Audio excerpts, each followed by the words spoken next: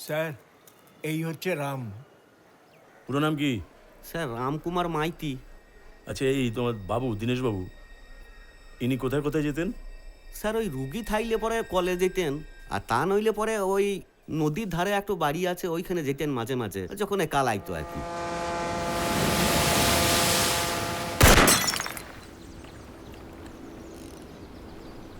এই কাছেই ওই যেতেন, দু একদিন থাকতেন, সঙ্গে বৌমনিও যেতেন। আচ্ছা, ওনার কোনো বন্ধু বান্ধব ছিল? না স্যার, বাবুর কোনো বন্ধু ছিল না। বাবু খুব একালোক। বাবু আমার মা বাপ ছিল স্যার।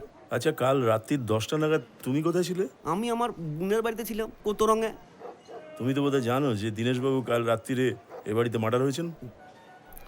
স্যার বাবুকে আমি কত বলতাম, বাবু পিস্তল নিয়ে খেলা করবেন না, করবেন না, কখন কি হয়ে যায়। মানে দীনেশবাবুর পিস্তল ছিল নাকি? স্যার বড়বাবুর আমলের জিনিস ছোটবাবুর কাছে থাকতো ইদানিং। ওই যে বিলিতি কোম্পানির 6 ঘরা রিভলভার। রিভলভার আর পিস্তল এক জিনিস নয়। ও স্যার বলছি, বাবু যখন গাড়িতে যেত তখন ওই যন্ত্র তো গাড়িতেই থাকতো। সেটা কোথায় এখন? এই কদিন আগে আমি গাড়ি থেকে বার করে ওই নদীর বাড়িতে বাবুকে দিয়েছিলাম, তারপর আর দেখি নাই। আচ্ছা, উনি ওটা চালাতেন মানে? উড়িয়ে বাবারে, বাবুর নিশানা ছিল একেবারে ফিল্মের হিরোর মতো, বলিয়া বলিয়া গুলি চালাইতো। আর দিদিমণিরও টিপ ছিল সাংঘাতিক, একবারে মা দুর্গা। আচ্ছা, মা দুর্গা।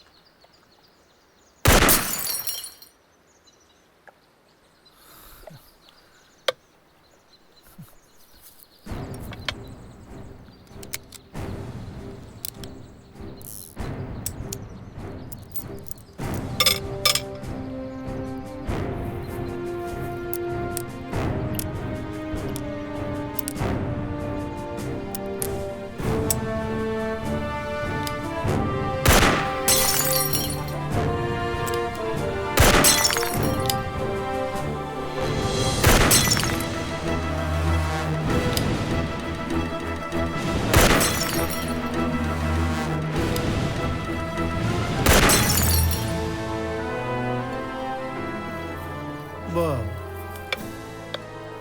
এই গুণটা আছে জানা ছিল না তো। আমার কোনো গুণের কথা জানার চেষ্টা করেছো তুমি?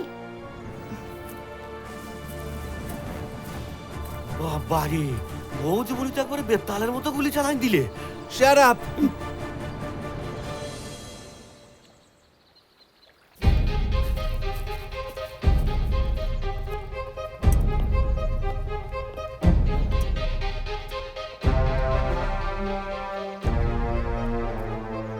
এই চলো তো, ঘরটা চলো তো।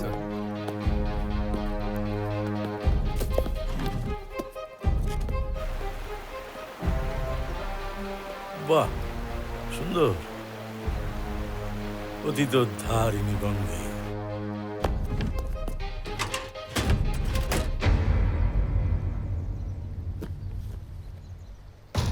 মা গঙ্গা জয় মা। স্যার, হুম, রাম ঠিকই বলেছে, নিশা দেবী এখানে আসতেন। কি ব্যাপার? দেখি দেখি, লিপস্টিক।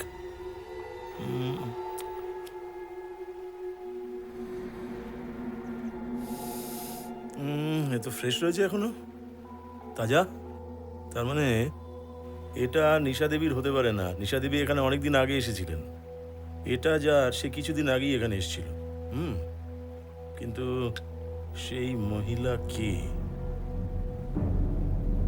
কে হতে পারে মহিলা? দেখুন, আমি একজন শিক্ষক, মানে আমার তো থানায়, মানে আমার তো। ইয়েস স্যার, ওনাদের বন্ডটা রেকর্ড করা হয়েছে। দেখি, ঠিক আছে, যাও। Okay sir. আরে বসুন বসুন বসুন বসুন। উফ, একটু জল খেয়ে নি।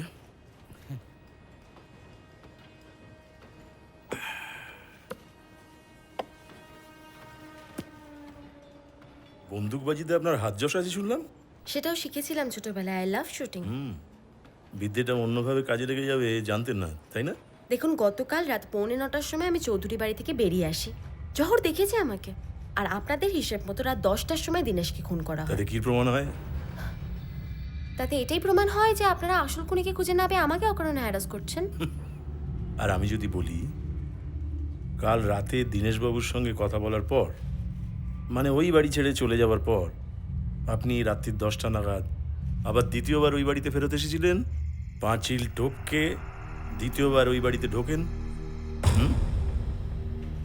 এবং আপনার এই বন্ধু অভিনন্দন বাবু পরিকল্পনা মতো পেশেন্ট সেজে ডক্টর চৌধুরীকে চেম্বারে ডেকে আনেন, এবং আপনি খুব কাছ থেকে আপনার স্বামীকে গুলি করে খুন করেন।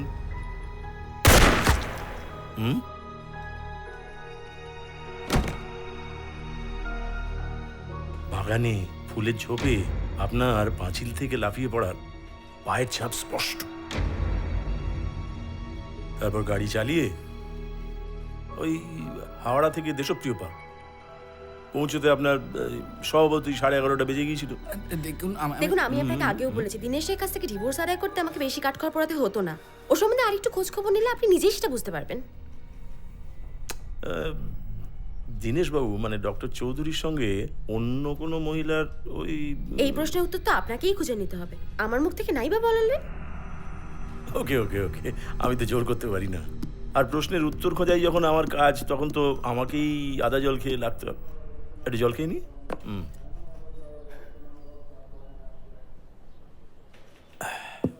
আমাদের কি আর প্রয়োজন আছে? না, আপনারা আসতে পারেন।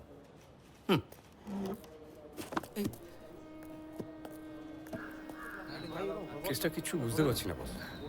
কে যে খুনি বোঝাই যাচ্ছে না। শুধু জেরার পর জেরা হয়েছে।